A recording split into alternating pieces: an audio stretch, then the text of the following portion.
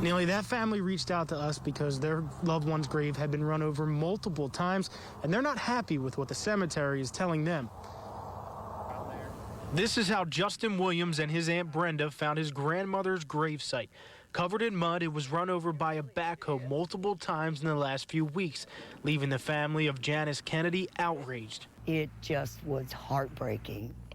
They had ran over it with a backhoe, crushed all the decorations into the mud. You can see multiple tracks for the backhoe lead through the line of headstones, the ground torn up by the tires, and the headstones lifted out of the ground.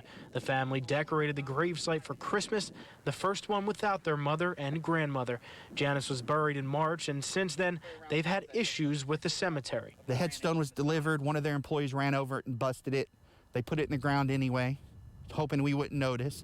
Brenda has spoken with the cemetery about the state of the headstone, unhappy with their response.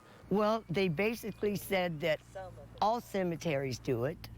I've never seen it, not once in my life. I've never seen it. When I was raised, you don't even walk on top of somebody's grave when you're at a cemetery. You walk around, you find a different, and they're just running over their headstones with backhoes. Justin says the family is exploring options of moving their loved one to a new cemetery. When you put somebody in the ground, you say your goodbyes, and then to have to see them get dug back up. We did speak with the owner, who said the issue is caused by the rain and it will be fixed when the ground dries out.